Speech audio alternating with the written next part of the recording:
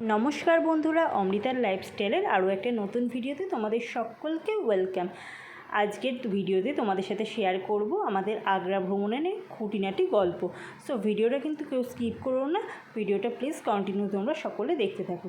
আমরা খুব ভোর আগ্রা পৌঁছে গিয়েছিলাম। তো সেখান থেকে আমরা একটা অটো করে চলে গিয়েছিলাম আগ্রা মেট্রো স্টেশনে। তো সেখান থেকে আমরা ফার্স্ট মেট্রো ধরে একদম সামনেই কিন্তু তাজমহল, সেই তাজমহল মেট্রো স্টেশন যে স্টপ যেটা, সেখানেই নেমেছিলাম। তো সেখান থেকে কিন্তু মাত্র 500 মিটার ওয়াকিং ডিস্টেন্সে কিন্তু তাজমহল। তো দেখতেই পাচ্ছ খুব ভোরবেলায় আমরা পৌঁছানোর দরুন দেখতেই পাচ্ছ তখনও পুরো অন্ধকার হয়ে আছে, তখনও কিন্তু ভোরের আলো ফোটেনি। তো পরিবেশটা কিন্তু খুব ভালো ছিল, খুব সুন্দর ছিল, কারণ ফেব্রুয়ারি মাসের একটা আলাদাই ভালো সুন্দর ওয়েদার থাকে। তো এরপর কিন্তু আমাদের সাথে যে বড় ব্যাগ ছিল সেটা আমরা ক্লক রুমে রেখে আমরা কিন্তু বুকিং কাউন্টার থেকে টিকিট কেটে নিয়েছিলাম। 50 টাকা করে টিকিট নিয়েছিল। সেই 50 টাকা করে টিকিট কেটে অনেক চেকিং ছিল ভিতরে। তো সেই চেকিং কমপ্লিট করে তারপরে কিন্তু আমরা ভিতরে প্রবেশ করতে পেরেছিলাম। তো ভিতরে প্রবেশ করতেই কিন্তু দেখতে পাচ্ছি প্রচুর মানুষজন অত কিন্তু ভোরবেলায় কিন্তু চলে এসেছে তাজমহল দর্শন করার জন্য, কারণ প্রথম যে সূর্যের আলোতে তাজমহলটার একটা আলাদা সৌন্দর্য লাগে। তো সেটার একটা রূপটাই কিন্তু আলাদা থাকে। তো সেটা দেখার জন্য কিন্তু অনেকে আসে। আর ওই সময়টা একটু ফাঁকা ফাঁকা থাকে, যারা ওই সময় ফটোশ্যুট করতে চায়, তো সেই জন্য আরও স্পেশালি সকাল সকাল চলে আসে। তো এরপর কিন্তু আমরা তাজমহলের যে গ্রাউন্ডটা, সেই গ্রাউন্ডটা ভিতর দিয়ে প্রবেশ করছিলাম। তো সেই এক বিখ্যাত গেটটার একটা নাম আছে, বাট নামটা এই মুহূর্তে আমার ঠিক মনে পড়ছে না। তো গেটটা কিন্তু কারুকার্যগুলো কিন্তু খুব সুন্দর ছিল, মুঘল সাম্রাজ্যের একটা স্মৃতি বহন করে চলেছে, সেটা কিন্তু দেখে তো অবশ্যই বোঝা যাচ্ছে। আর ভাবছিলাম যে এত সুন্দর কারুকার্য সেই সময়ে মানুষরা করতে কত সুন্দর করে পারতো।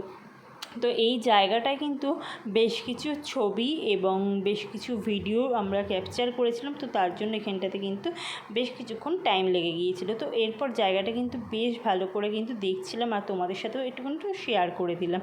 তো এখানে কিন্তু অনেক গাইডও পাওয়া যাচ্ছিল, কেউ যদি চায় এখান থেকে অনেকে গাইড নিয়েও কিন্তু ভিতরে প্রবেশ করছিল। গাইড ভালো করে বুঝিয়ে দেবে কোথায় কি আছে না আছে সব কিছু। যদিও আমরা কোনো গাইড নিইনি, তো জায়গাটা আমরা ভালোভাবে দর্শন করছিলাম আর তোমাদের সাথেও একটু ভিডিওটা তুলে নিয়ে তোমাদের সাথেও কিন্তু শেয়ার করে দিলাম। তো এই গেটটা ঠিক পেছন সাইডটাতেই কিন্তু পৃথিবীর সেই সপ্তম আশ্চর্যের আরও এক অন্যতম আশ্চর্য আমাদের তাজমহল।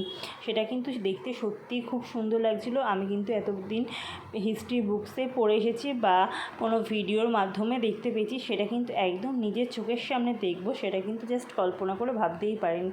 তো জায়গাটা এত সুন্দর দেখতে লাগছিল, মনে ছিল এই জায়গাটাতে দাঁড়িয়ে বেশ কিছুক্ষণ ধরে দাঁড়িয়ে দেখতেই থাকি যে কীভাবে এত সুন্দর একটা প্রাসাদ তৈরি হয়েছিল সেই সময়, বা কেউ কারোর জন্য কিভাবে বানিয়েছিল এত সুন্দর।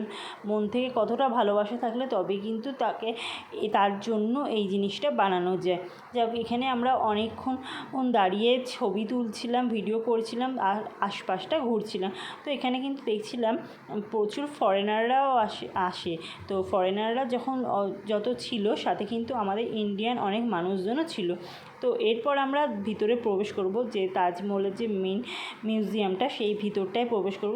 তার জন্য আলাদা টিকিট লাগে, সেটা 100 টাকা করে টিকিট নিয়েছিল। সেই টিকিট কেটে আমরা কিন্তু ভিতরে প্রবেশ করেছিলাম, যদিও ভিতরে কোনো রকম ভিডিওগ্রাফি বা ফটোগ্রাফি অ্যালাউড ছিল না, যার জন্য কোনো কিছু তোমাদের সাথে শেয়ার করতে পারলাম না। তো এরপর আমরা তাজমহলের মিউজিয়ামটা ঘুরে নিয়ে পেছন সাইডটায় চলে এসেছিলাম। এখান থেকে কিন্তু একটা যমুনা নদীর খুব সুন্দর একটা ভিউ পাওয়া যাচ্ছিল।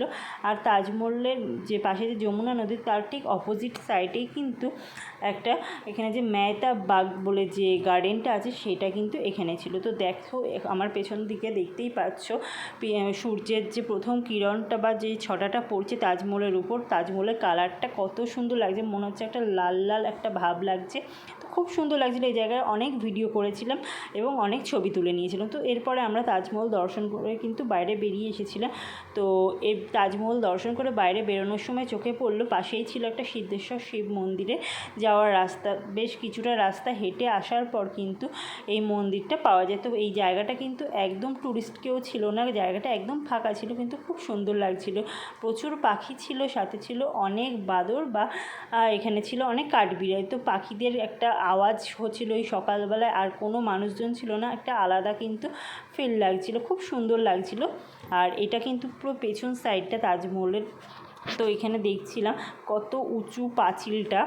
তো এই ভিতরে আমি প্রবেশ করেছিলাম, এরপরে যে সিদ্ধেশ্বর শিব মন্দির। তো ভিতরে আমি আর কোনো রকম ছবি বা ভিডিও কিছুই তুলিনি, কারণ সব জায়গার একটা নিজস্ব প্রাইভেসি আছে, তো সেই জায়গাটায় আর কোনো রকম ভিডিও বা ফটোগ্রাফি কিছু আর তোলা হয়নি।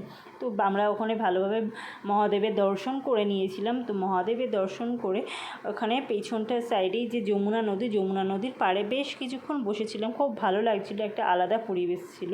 তো যাই হোক, ভিডিওটা আজকে তাহলে এখানেই শেষ করি। ভিডিওটা যদি তোমাদের ভালো লেগে থাকে অবশ্যই কিন্তু লাইক, কমেন্ট অ্যান্ড সাবস্ক্রাইব করো। আর খুব তাড়াতাড়ি নতুন ভিডিও নিয়ে তোমাদের সাথে আবার আসছি।